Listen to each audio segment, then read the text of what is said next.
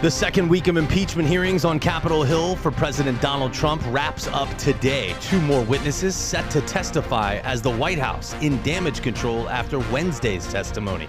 Nexstar's coverage of the last public hearing before the Thanksgiving break starts in minutes. Good morning to you folks. Evan Donovan here, Nexstar's political reporter. I'm joined by JB Buno, our digital anchor, and we're coming to you live from the WFLA Now digital desk. Thanks so much for joining us here. A lot to get to as we wait for this third day of testimony in the second week of impeachment hearings. And JB, yesterday was sort of a blockbuster day. A lot of action on social media, a lot of reaction from people in the public.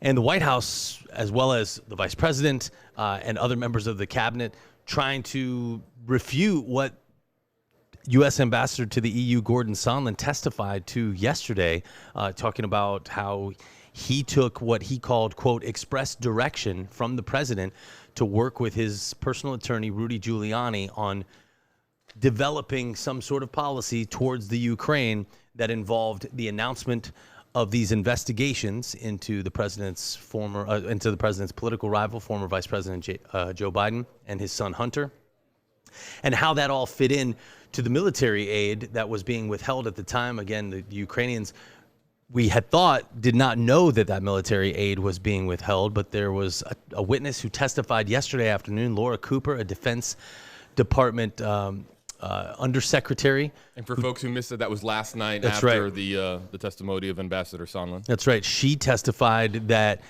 her staff told her since her deposition in private before these committees that they had received some communication, two, in fact, emails, I believe, both of them, on that day, July 25th, the day of the conference call between the two presidents, Trump and Zelensky, and that her office had gotten some notification from the Ukrainians that they did know that military aid was being withheld, and they inquired what was going on. Of course, it would be, another month and a half before that aid was released, and in the meantime, about a month after that phone call, Politico wrote an article explaining publicly that this military aid was being withheld, and that's what sort of increased this public pressure campaign to get the aid released to Ukraine. A lot happened yesterday on Capitol Hill, and we'll get to some sound bites in just a few moments so that you can hear some of the more dramatic moments. But first, JB, what's happening now? Yeah, social media? Just an interesting note to start out with. I noticed that there were some comments as the interest from the American public has begun to wane just a little bit, or at least into yesterday, started to wane a little bit as we approach the 7-day mark of impeachment hearings, a week total so far. There were some comments here on Facebook, some comments on Twitter, people saying, bring back our soaps, bring back our soap operas. A lot of the national stations, or a lot of local stations representing the national affiliates, would just blow out the entire day of programming. A lot of soap operas were canceled in favor of this DC soap opera. And yet we had this DC, you know where I'm going with this, Evan. It became a DC soap opera yesterday with Ambassador Sondland, the explosive opening statement, and then Republicans trying to diminish his credibility, his poor recollection of a lot of events, specifically with his phone call with the President of the United States, trying to poke holes in his credibility as a key testimony, a key witness in this line of questioning that we've had over the course of the last week. So it was a fascinating roller coaster day, and now sort of the dust is starting to settle as people try to determine whether or not they believe Ambassador Sondland's assertion that there was a quid pro quo with Ukraine between President Donald Trump, his personal attorney, Rudy Giuliani, and the country of Ukraine. It's going to be fascinating to see where things go today, as this is, again, the final day. We do not have hearings tomorrow. This is the culmination of week 2 of the impeachment hearings from Capitol Hill. Yeah, let's go over the calendar a little bit just to let you know what to expect. So today is the final day of impeachment hearings this week. Again, it's the second week of hearings. This is the third day. Dr. Fiona Hill, who is the former senior director for Europe and Russia on the National Security Council, she is Lieutenant Colonel Alex Vindman's boss, or was up until recently when she stepped down. Vindman, you might remember, testified on Tuesday. He was the man wearing his U.S. Army uniform. Fiona Hill is his boss, or former boss. And then the other person who's testifying, and this was a late ad, is David Holmes. And Holmes was an aide for Ambassador Bill Taylor. Holmes was the first person to bring up to Taylor a couple of weeks ago, before Taylor's public testimony, that he was in a restaurant in Kyiv with U.S. Ambassador to the EU, Gordon Sondland, the man who testified yesterday. And Holmes told Taylor that he heard Sondland on the phone with President Trump, and sort of famously described it now as Trump being so loud that Sondland had to keep the phone away from his head. And because of that, Holmes and a couple of other staffers who were at the table were able to hear the conversation that the two of them were having. And Holmes testified that he heard Trump ask Sondland about these investigations and whether Zelensky was going to do it. And that's when Sondland responded that, President Zelensky loves your ass, and that he's going to do it. He would do anything for you. A lot of three and 4-letter words on that phone call, that's right. according to Ambassador Sondland. One of the humorous moments that we had yesterday from Ambassador Sondland, but then that humor took quite a turn, right, when there were a lot of specific points of the conversation that Ambassador Sondland couldn't recall. And that frustrated, remember we were talking about this last night in our analysis, that frustrated both sides, that he could not specifically remember moments from that phone call about what was specifically said.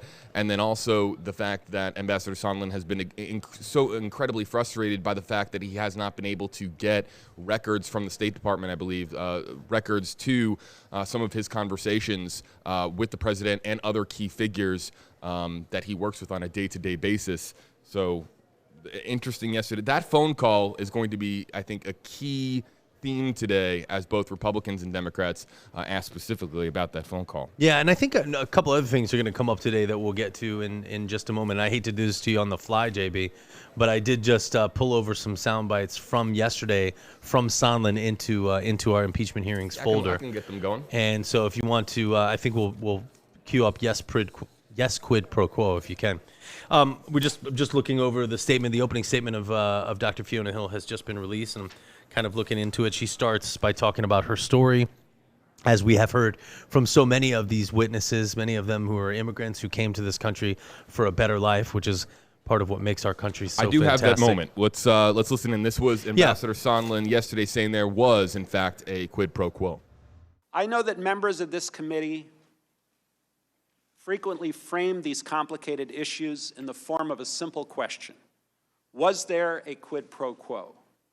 As I testified previously, with regard to the requested White House call and the White House meeting, the answer is yes. Mr. Giuliani conveyed to Secretary Perry, Ambassador Volker, and others that President Trump wanted a public statement from President Zelensky committing to investigations of Burisma and the 2016 election. Mr. Giuliani expressed those requests directly to the Ukrainians, and Mr. Giuliani also expressed those requests directly to us. We all understood that these prerequisites for the White House call and the White House meeting reflected President Trump's desires and requirements. So U.S. Ambassador to the EU there, Gordon Sondland, explaining yesterday in his testimony that there was a quid pro quo. But remember, and this is an important part, I understand for those of you who are watching, who are joining us maybe for the first time, that these can get confusing. So I want to explain what you heard there. Sondland said, and his testimony was, and he stuck by this yesterday, despite the fact that he said he didn't remember a lot of things, is not a contemporaneous note taker, said he never has been. And I think, by the way, as we watch this testimony, it's kind of interesting to see these Foreign Service professionals. They really are amazing at taking these notes and keeping track of exactly what was said, because I think most of us sitting at home would probably, in this scenario, be testifying more as Gordon Sondland was, that like, yeah, I have a lot of meetings. If you think about your own workday, I have a lot of meetings. I'm not sure exactly what happened. And remember, this is months after these things happened that he's trying to recall them. But that was him right there explaining that this was very clear to him. There was no loss of memory about this. And because of the fact that it was so open, that he and all the other Foreign Service officials that he named that are high up in the administration, Secretary Perry, Secretary Pompeo, Ambassador Volker, that it was quite obvious that the President of the United States wanted the Ukraine president to announce investigations, which he took to mean into Burisma, the largest natural gas company in the Ukraine, on whose board Hunter Biden sits, and the origins of the 2016 Russia investigation that Sondland said yesterday President Trump wanted an announcement of investigation into those two things in exchange for a White House visit by the new president of the Ukraine. So that is the quid pro quo that he was describing. He said he only later came to learn, and presumed is the way that he put it, that also the military aid, the $400 million of military aid that is really kind of at the center of all of this, was also being withheld, in his presumption, until the Ukraine announced these investigations. And that's when he was slammed, obviously, by some Republicans on the panel who said, look, your presumption means nothing. You know, what we need is proof that the president said this to you. If he didn't say that, then you just presuming it doesn't prove that the president was guilty of that. Now, it doesn't. I think it was Attorney Castor for the Republicans who said, we're dealing with the impeachment, an impeachment inquiry into the president of the United States. We need evidence. We need presumptions are. I mean, you are in the most public forum in the United States of America on an international stage. We need more than presumptions. I thought that was an interesting I thought that was very interesting too. And keep in mind also, the military aid being withheld is one aspect of this. But if Democrats are going to prove a quid pro quo, they may not have to go after just the military aid. Remember, a quid pro quo, or what is effectively bribery, is this for that, is what it literally means in Latin, right? So it's something for something in return. So those things have to be of value. And because even though there's no price tag on the Ukrainian president visiting the White House, that has immense value to the Ukrainian president. He's new. He's trying to fight corruption. It shows his constituents that, hey, look at this. The most powerful man in the world is inviting me to his house. We have a close relationship with the U.S., and that helps the Ukrainian president look bigger and bolder on the international stage, particularly when standing up to Russia, because remember, they are in a daily war with Russia. And so this military aid is crucial to help them. On the flip side, President Trump wanted an announcement into investigations, which he later went to describe as investigations into Biden, which Gordon Sondland testified that he understood to be investigations into Burisma and the origins of the 2016 investigation. So those two things, while they don't have a price tag to them, are of value. And so Democrats may argue, hey, there was a this for that. There was this visit in exchange for these investigations. Now, as Republicans rightly point out, Ukrainian president never announced those investigations. So there was no quo, I guess, on the other end of that. They did get the military aid, but keep in mind that aid wasn't released until the investigation into the whistleblower's complaint had just been made public on September 9th. The aid was released 2 days later. So Republicans saying, hey, the aid got there anyway. It wasn't being held up. Democrats saying you only released the aid because you got caught.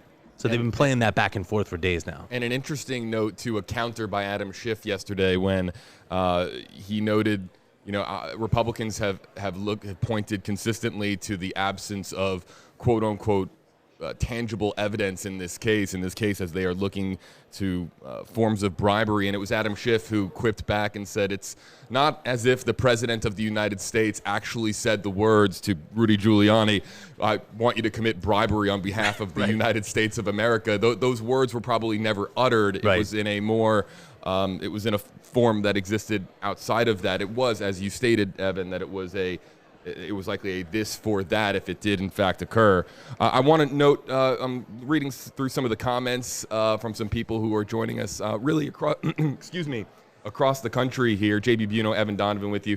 We have just surpassed the 15-minute mark. We're about 15 minutes away from getting underway on Capitol Hill. We are reading your comments. I just pulled up a comment from somebody in the Facebook Live comment section, Deether Arcadio, saying, your opinions are useless unless they can see our comments. Yes, we are reading your comments. You can use the hashtag HeyJB or hashtag HeyEvan. We have a lot of comments that are scrolling through in real time. If you use hashtag HeyJB, hashtag HeyEvan, it allows us to a little bit easier see your comments, and we'll try to read as many comments and questions as possible, including one here from Sunshine Nelson Bryan, hashtag HeyJB. Good morning. Good morning to you, Sunshine. Hope that all is well. Thanks to everybody who are joining us. Again, a national audience here for impeachment hearings about to get underway in 14 minutes from Yeah, that. and you bring up a really good point right there, JB, that you have to understand the context here, which is what kind of makes a lot of this so difficult, because understanding where the Ukraine is, both geographically and, sort of literally right now. On They're Russia's doorstep. Yeah, they're in a war with Russia right now on a daily basis. They need this military aid, these javelins that help them defend against Russia's attacks. So you have to understand that. You have to understand what was going on between the two countries at the time. We are trying to prop up this fledgling democracy. Ukraine is trying to end this history of corruption that they have. And so those things are all important to understand. As JB pointed out, whenever people commit crimes, they don't usually say, hey, I'm about to commit a crime, so I just want to let you know that. I want to make sure this line is being recorded so that everybody can get it. Clearly, you need to read between the lines on a lot of these things, or at least that's the argument that some people are making. I want to get to some of the other sound bites from Gordon Sondland's testimony yesterday before we go to this opening statement from Dr. Fiona Hill, and there's some interesting things in it. This is the statement she's going to be giving in just a few short minutes, but we've gotten an advanced copy of her statement. We want to get to that in just a second, but It's a pretty lengthy description of her service to the United States. yeah, and in it, though, she goes after some members of the committee, and we'll talk about why in just a second. It has to do with last week's testimony with Ambassador Marie Yovanovitch. But right now, let's talk about Gordon Sondland. Sondland testified yesterday that even though the president never said to him specifically that he wanted something out of the Ukraine, with the exception of the announcement of these investigations being what he presumed the president wanted, and that he presumed the military aid was being withheld because of them, he did say that the president sort of gave him express direction to work with Giuliani, and that Giuliani was the one who was asking for the announcement of these investigations. And so he talked about how the three amigos, which is sort of this affectionate term that's come to refer to him, Secretary Perry, the energy secretary and former presidential candidate, and Ambassador Volker. And this is what he talked about yesterday when he discussed why they were forced to work with Giuliani. Secretary Perry, Ambassador Volker, and I worked with Mr. Rudy Giuliani on Ukraine matters at the express direction of the President of the United States. We did not want to work with Mr. Giuliani. Simply put, we were playing the hand we were dealt.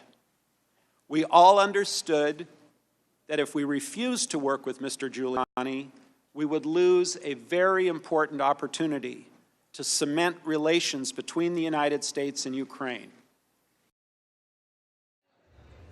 All right, Gordon Sondland right there explaining how he, Volker, and Perry were sort of asked or expressly directed, as he put it, to work with Rudy Giuliani on Ukraine policy, and that Giuliani was the one who was asking for the Ukraine to announce these investigations. And I want to get right to the next soundbite here, where he was talking about being directed and the chain of command here that was sort of trickling down. Listen to this here again from Ambassador Sondland, the key testimony yesterday. I was acting in good faith. I was acting in good faith. As a presidential appointee, I followed the directions of the president. We worked with Mr. Giuliani because the president directed us to do so. We had no desire to set any conditions. We had no desire to set any conditions on the Ukrainians. Indeed, my own personal view, which I shared repeatedly with others, was that the White House and security assistance should have proceeded without preconditions of any kind. We were working to overcome the problems given the facts as they existed. Our only interest, and my only interest, was to advance long-standing U.S. policy and to support Ukraine's fragile democracy. Sondland there explaining just what I said. Ukraine is a fragile democracy. They are trying to lift themselves up out of this history of corruption, and that's why our aid to them and our support of them is so important. In fact, that's one of the key reasons why the new president of the Ukraine, Volodymyr Zelensky, wanted that White House visit, so that he could appear to be a stronger leader as they stand up to Russia and as he proves to his own people that he is a true reformer looking to get rid of this corruption and start anew in Ukraine. And I want to hop in here and just say that I do see that we have a lot of comments coming in with the hashtag HeyJB, hashtag HeyEvan, a couple of key questions here. We're going to be answering your questions here momentarily, folks, in just a couple minutes. Yeah, first thing we want to do next is bring in Kellie Meyer from our D.C. bureau. She is our correspondent there. And Kellie, we've just been talking a little bit about Sondland's testimony yesterday. First of all, good morning. Thanks so much for joining us. Tell us kind of nuts and bolts yesterday, what you thought of yesterday's testimony. Yeah, good morning, Evan and JB. Thanks for having me. Yeah, you were mentioning Sondland and his testimony, of course, saying there that he said there was quid pro quo, which is the words that many House Democrats were trying to find there. They were searching for from him. But Republicans in the House are saying this is just presumptive. It's not, it's just something that he said. It's not exactly verified just yet. So there's been a bit of back and forth on Sondland's testimony there. Now let's take a look at what's going to happen today. We have Dr. Fiona Hill and David Holmes. Now Hill was inside that White House meeting on July 10th that was abruptly cut short by Sondland, who I just mentioned, because they said he was mentioning the investigation. Now that's the investigation that they were talking about between President Trump and Ukraine, that they're saying that there was something going on there, that in exchange for a White House visit for the president of Ukraine, he had to look into the Bidens, is what they were saying. Bolton was in that meeting. He cut it short and said to Hill that he didn't want to be a part of this, and kind of told her to go look into it further. And that's where she went from there, and that's why she is here today. Now we have David Holmes, who was overhearing the call, another call between Sondland and President Trump that happened the day after the now infamous call between President Trump and the president of Ukraine. A lot of calls there, so I'm trying to keep it straight for you. So David Holmes overheard that in a restaurant in Ukraine. He'll be testifying about what he heard. So far, he's told House committee members that he had never seen anything like it. Now, of course, he overheard it, but in terms of seeing it in a restaurant, seeing the president make a call unclassified on an open phone line to a member of his staff, Sondland, inside this restaurant, he had never seen anything like it. So that's a little bit of taste of what we may expect to hear later this morning. Yeah, Kellie Meyer joining us from our D.C. bureau. And Kellie, another thing that was talked about yesterday about David Holmes, I thought was really interesting. One of the members of the committee, while questioning Sondland, said, I'm not sure if you're aware of that. I think it was Steve Castor, the Republican attorney, said, I'm not sure if you're aware of this, but David Holmes thought it was like the coolest conversation. He kept talking about how you were in that restaurant, that you were sort of moving and shaking with the president on the phone, and that he would tell anyone that he could tell about that conversation because he thought it was so interesting and so captivating. David Holmes actually testified last week. Kellie, tell us about, what he did last week versus what he'll be doing today. Right, exactly. So what he did last Friday, was closed-door testimony, which is what you've been hearing about. So this is the first day, of course, it's public, televised. He actually wasn't initially on the list to testify this week. He was just added on Monday. So originally, it was just going to be Dr. Fiona Hill there alone testifying in front of the House Intelligence Committee. Now Holmes is added to that list. He will be appearing right next to her, as you'll see in just a few minutes here. Yep. Let's take a live look right now at Capitol Hill. We're looking at the House Permanent Select Committee on Intelligence here. JB's pulling it up right there, and that's a live look Center inside. Your screen, everybody. Yep, there you go. There's a live look inside the committee room right now as we're awaiting these witnesses to arrive, and then, of course, the 22 members of the Select Committee will be filing in afterwards to ask their questions. I want to hop in here. Hey, Kellie, what is it like for you, just curious, as our D.C. bureau correspondent, what is it like for you as these hearings are taking place? How are you listening in, and what are some of the things that you're doing? I would imagine taking a lot of notes, but what are you doing there on Capitol Hill as these very lengthy proceedings play out in real time? Right. Well, right now, of course, I'm in the studio with you guys, but after that wraps, I generally do head over to the Hill inside the room where it's all happening, and to, just to tell you what it's like inside. It's a very big hearing room. It's one of the biggest hearing rooms we have. Inside, just seeing the reactions from all the members' faces that maybe aren't necessarily being shown on TV, but to be inside there and seeing the reaction to the witnesses before they cut to them on camera. It's been very interesting and insightful to see what they have to say, and also also hearing, the applause in the room. Like yesterday, Gordon Sondland, was talking with members, and one of the members said, people have called you or said that there's this Gordon problem. And then he joked and said quickly, oh, that's what my wife calls me, the Gordon problem. So there was this bit of laughter and exchange. So you hear these moments of either applause or oohs and ahs, or even the laughter that broke out yesterday. So it's interesting to hear that while you're inside. And it really is fascinating for being a political journalist to be watching that firsthand here in Washington. It's really kind of like watching sports in person compared to watching it on TV for me. So it's fascinating, and just taking notes inside. It's really, really interesting. Yeah, Kellie, sitting right behind home plate. I imagine at a World Series game is basically what you're doing, Kellie. It's a historic a time on Capitol Hill. I want to ask one more question to Kellie, because I know and that we are going to lose. I like this. We're going to lose here in just a moment. Kellie, a lot of reporters that we were following on Twitter yesterday said that obviously one of the key moments yesterday was Ambassador Sondland reading his opening statement. There were a lot of reporters on Twitter that tweeted out that after the opening statement was read, it was almost as if the air was sucked out of the room, that it was just such a revealing opening statement. I don't know if you can attest to what it was like there after Sondland's opening statement was read. I wish I was inside after the statement went through. I was not there at that exact moment, but I can attest to what it was like later in the day. Of course, he was there for several hours. I know he was trying to rush out at the end to make his flight to head back to work. He was going back to his job, and he did indeed, I can confirm, made his flight to go back to his job. But I just felt, just how long and exhaustive the day was. Yeah, Kellie, so real quick, were you there when he left? I was. Yes, okay. I was and what there. about at the end of the day? That kind of relief and wrap up.